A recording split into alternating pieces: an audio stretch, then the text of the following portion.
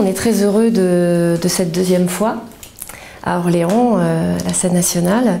Nous sommes venus avec Mevlido appelle Mevlido d'Antoine Volodine, nommé d'ailleurs par Antoine Volodine. Mevlido appelle Mevlido, c'était une adaptation d'un de ses romans, Songes de Mevlido. Et on a eu le plaisir de proposer, de partager ce spectacle dans le cadre du festival Soirée Performance.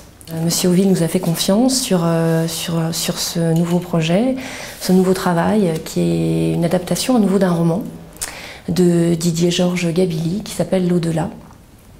Didier-Georges Gabilly est un des grands dramaturges de notre temps, je crois largement pas assez joué, pas assez partagé avec le public. Ça fait partie vraiment de nos grands auteurs d'aujourd'hui. Ça a commencé par un voyage en train où j'avais ce livre dans mes bagages, offert par une amie, et ce livre ne m'a pas lâché. Je l'ai mangé, je l'ai parcouru sans relâche, et c'est un ouvrage qui a hanté les semaines qui ont suivi sa lecture. Et je me suis dit, c'était pas possible de ne pas le saisir, de ne pas tenter en tout cas de le partager par le plateau, puisque c'est mon endroit de partage avec les autres, le plateau.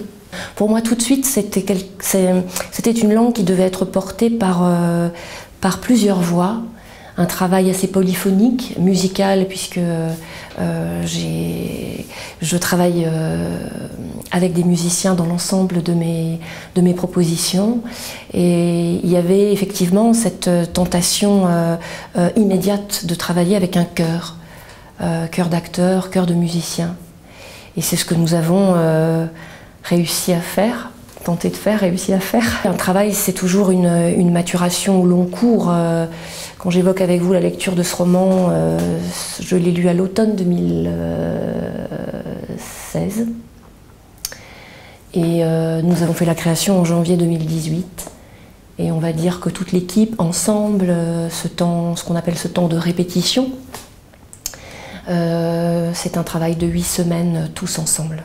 Après, bien sûr, il y a tous ces temps solitaires de l'écriture, de l'adaptation, des temps plus concentrés avec tel acteur, tel musicien, les moments d'échange avec le scénographe, le créateur lumière, le créateur costume. Enfin voilà, c'est 3 ans, bien sûr, c'est 3 ans de travail. Un travail, c'est toujours quelque chose qui continue à évoluer, et puis bien sûr, ça se ponctue comme ça par des créations, mais le geste de travail, il est quotidien. Moi, je me sens comme un artisan, et je pense que les artistes avec lesquels je travaille sont sur ce chemin-là d'expérience, aussi de travail dans leur vie. C'est-à-dire que dès qu'on a la chance d'avoir un moment de partage avec le public, bien sûr, on se remet en travail, on se remet en mouvement, parce qu'on a déjà tous avancé depuis 2 mois. On a créé en janvier à la Cité Musicale à Metz, et bien sûr qu'on a déjà quelque chose à bouger. Donc que ce mouvement intérieur de chacun se révèle aussi dans ce moment qui va se cristalliser demain soir. Je crois que le théâtre, c'est un art collectif que je revendique pleinement. C'est un art de la rencontre, c'est un art où ça ne peut pas se faire si le groupe réuni n'a pas son champ d'imaginaire au meilleur de lui-même. Et si ce spectacle existe, c'est parce qu'il y a des acteurs, des musiciens, aussi des techniciens, qu'il y a 16 artistes qui sont là pour offrir à un moment donné au public ce spectacle de l'au-delà. Donc oui, c'est important.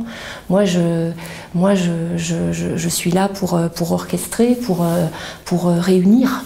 Mais voilà, je suis loin d'être la seule à être en travail sur ce travail. Et puis surtout, c'est les acteurs qui portent la langue de Gabilly, c'est eux qui vont être sous la lumière dans quelques heures.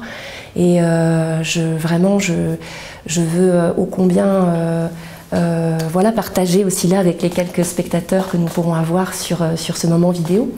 Mais le dire, ce sont des acteurs magnifiques, des musiciens magnifiques, et je crois qu'ils ont su trouver la vibration juste de la langue de Gabilly.